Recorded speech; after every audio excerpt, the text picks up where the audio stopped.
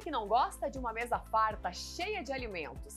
Seja em casa ou na padaria? E o café da manhã de hotel, então quem não gosta? Pois é, uma mesa farta enche os olhos de qualquer um. E felizmente para nós brasileiros, por aqui existe uma quantidade enorme de alimentos disponíveis. Só que para que esse produto seja produzido e chegue até a sua casa, o trabalho é árduo. São centenas de profissionais envolvidos nos mais diferentes processos. E é isso que você vai ver a partir de agora em mais um episódio da terceira temporada da série Agronomia Sustentável. Tá servido?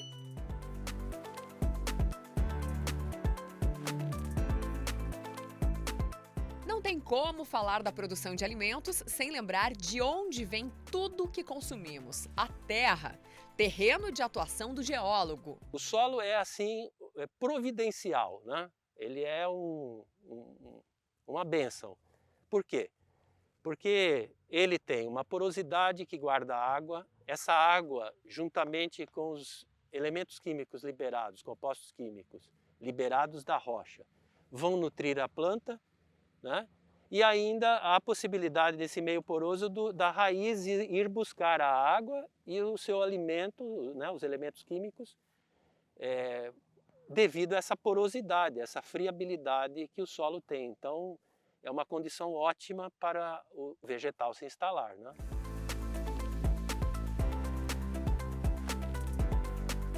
O solo brasileiro é formado a partir de 3 estruturas geológicas. Mas o que será que determina se o solo é bom ou não para produzir alimentos? Então, a questão do tempo, a questão do clima, a questão do relevo, a questão da própria rocha e da água, né? A rocha não é somente aquele chão que a gente pisa. Essa área do conhecimento geológico que estuda o solo chama-se pedologia.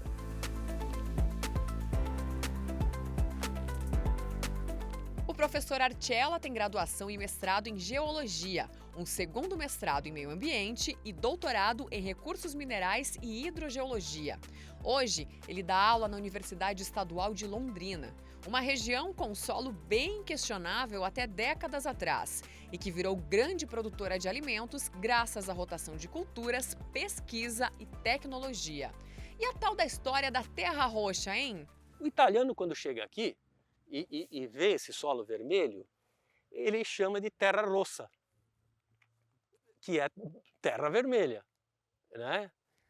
E o solo ficou conhecido como terra rossa, né? E com o tempo foi se chamando de terra roxa, ou seja, ninguém vê solo roxo, não existe solo roxo, né? E hoje a nova nomenclatura de solos já classifica como solo vermelho. Nem é preciso falar da função do engenheiro agrônomo nessa nobre missão de alimentar o mundo. Só no Brasil são mais de 120 mil profissionais. A questão da produção de alimentos, da qualidade dos alimentos, da segurança alimentar é inerente ao papel do engenheiro agrônomo, né? Da formação agronômica, o engenheiro agrônomo é um profissional que é constituído justamente para a produção de alimentos. Mas, além do abastecimento, que é fundamental, também a qualidade dos alimentos, né? As pessoas querem ter a segurança de que estão consumindo alimentos de qualidade, saudáveis, né? E o papel do engenheiro agrônomo é fundamental também nesse processo. A rastreabilidade é a segurança do consumidor sobre a origem do alimento, né? E se tem rastreabilidade, tem um engenheiro agrônomo acompanhando o processo produtivo, isso é fato.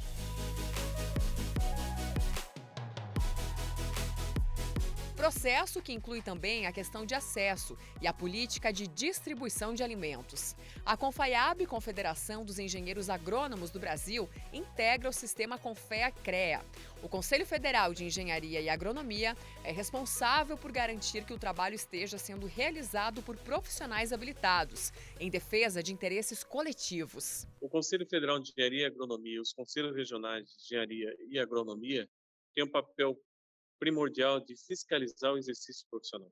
Como atividade nobre, né, que é a produção de alimentos, então a sociedade precisa ter a segurança de que tenha profissionais devidamente habilitados para acompanhar o processo produtivo. E o sistema Confea-CREAS primordialmente defende o quê? O interesse público. E como não falar do produtor rural, que tem uma participação fundamental para alimentar o Brasil e o mundo?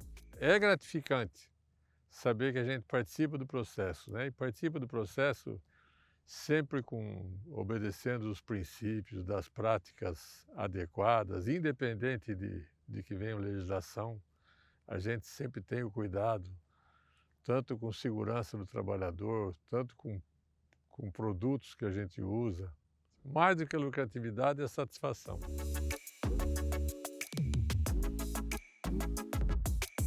Depois do trabalho no campo, tem o transporte, o armazenamento e o beneficiamento. É na indústria que a matéria-prima vira alimento de verdade. Aqui nessa cooperativa paranaense, o carro-chefe é o óleo de soja.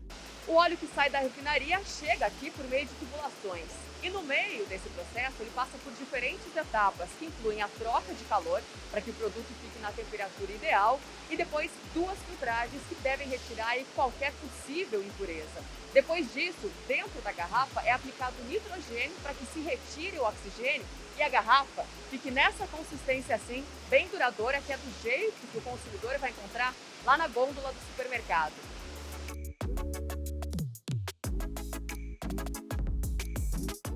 Quem cuida das etapas dentro da indústria é o engenheiro de produção, profissão do Davi. Ele atua para deixar os processos internos mais sustentáveis, fazendo a diferença no caixa da empresa, no bolso do consumidor e no meio ambiente. O engenheiro de produção ele consegue atuar com projetos visando a otimização, redução de desperdícios, redução de custos. Então a gente consegue buscar melhores formas de realizar o processo produtivo, tanto na cadeia alimentícia como em todas as outras, para que a gente consiga fazer mais com menos, dizendo assim.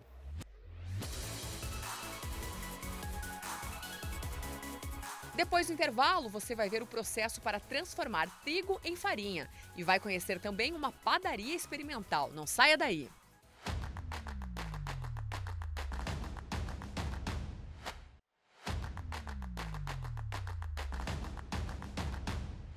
O que será que não pode faltar em um bom café da manhã? Queijos, Ovos, né? iogurte, suco de laranja vai? Eu também. Ah, o pão, né? Com certeza. O pão é fundamental no café do brasileiro.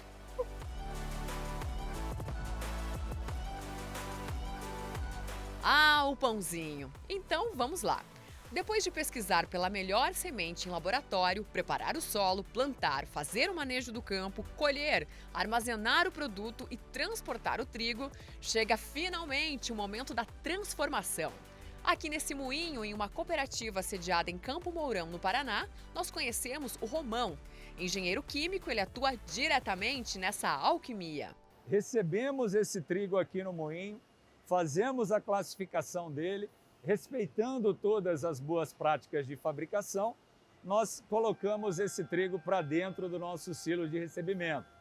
De acordo com o que a área comercial está vendendo, para atender os clientes, a gente vai e busca essa matéria-prima sempre para poder atender todos os padrões dos nossos produtos internamente ou os padrões dos clientes. Então nós temos que ter um cuidado muito grande com toda essa questão da originação da matéria-prima, das boas práticas de fabricação, para que a gente possa entregar sempre um alimento seguro lá na mesa do consumidor. Essa bag de farinha gigante que você está vendo aqui, que é bem maior que eu, tem 1.250 quilos do produto. E isso pode render até 22 mil pãezinhos ou 2.500 pacotes de massa de 500 gramas. E é para isso que esse produto aqui vai ser destinado.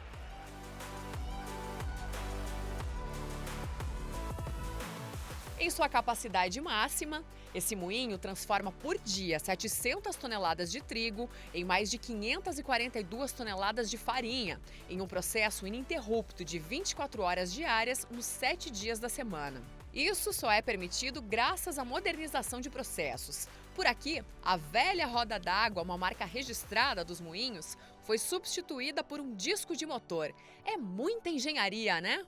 Exatamente, a gente consegue estar envolvido na cadeia desde o campo até a mesa, como a gente costuma dizer, né?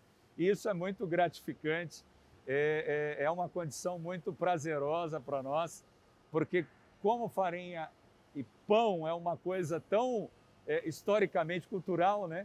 A gente consegue chegar nos lares aí de diversos clientes, de diversos consumidores.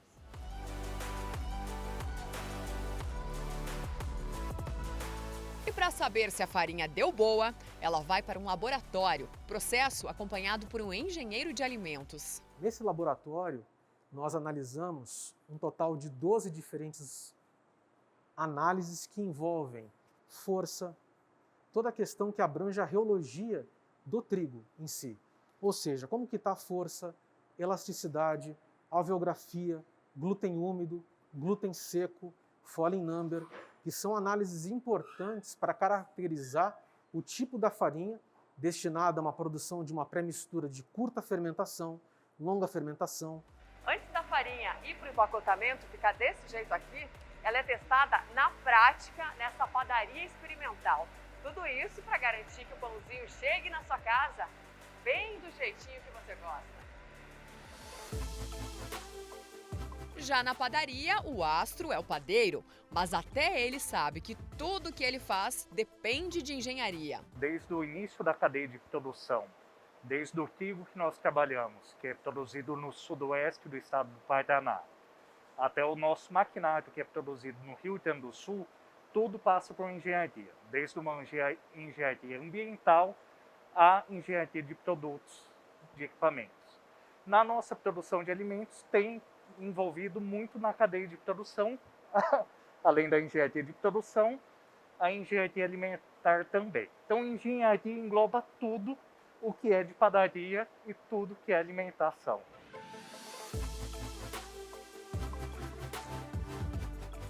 E se faltar o produto? No caso do trigo, por exemplo, nosso país ainda não é autossuficiente na produção. E é aí que entra em ação o engenheiro naval e outros engenheiros para trazer a matéria-prima de fora do país. Mas é importante lembrar que hoje o Brasil exporta muito mais do que importa quando o assunto é alimento. Segundo a Organização das Nações Unidas para a Alimentação e Agricultura, a FAO, o Brasil já é hoje o terceiro maior produtor de alimentos do mundo e o segundo maior exportador global. Somos o maior exportador mundial de soja, carne bovina, carne de frango, açúcar, café e suco de laranja. E quem mais agradece por toda essa fartura de alimentos é a nossa saúde. Quanto maior a variedade de alimentos que nós colocamos no prato, eu consigo ter uma gama maior de nutrientes. Então eu vou ter vitaminas, minerais, antioxidantes, anti-inflamatórios, compostos bioativos, fibras. Preciso de ter essa gama diferente de alimentos e que o Brasil é rico nisso e a gente tem que aproveitar. O nosso acesso realmente é mais fácil do que em outros países.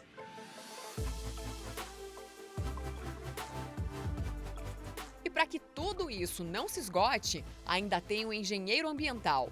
No caso do Charles, o exercício da profissão ocorre no ambiente de uma consultoria ambiental para propriedades rurais focadas em sustentabilidade. Por meio de educação de boas práticas que envolvem desde recursos hídricos até a legislação, o programa pode resultar em certificação para a propriedade, que é fornecida a partir da avaliação de 100 diferentes critérios. Qualidade também atestada por selos de diferentes categorias para todas as produções que saem dessas propriedades, coisa na qual o consumidor está cada vez mais de olho. Um trabalho que está totalmente relacionado às 3 letrinhas do momento, que no português significam ambiental, social e governança. Fazenda do futuro é agora, né? O futuro é agora já, né? Continuar, né? Tendo uma produção de qualidade, né? Com um aumento de produção, que é uma demanda mundial, né, sobre esses insumos, e que tudo isso seja sustentável. Sustentável na mais singela explicação é tudo que se sustenta, né? Então, precisa ser viável economicamente, precisa respeitar, né, ao social, aos trabalhadores, à saúde das pessoas que estão envolvidas nisso, né? E também as questões ambientais que fazem parte relevante desse processo. O consumidor está muito observando isso, né? Hoje você viu a atuação de profissionais de diferentes engenharias e das geociências na gigante cadeia da produção de alimentos. No próximo episódio, o Agronomia Sustentável vai mostrar a atuação de profissionais no manejo florestal. Até lá!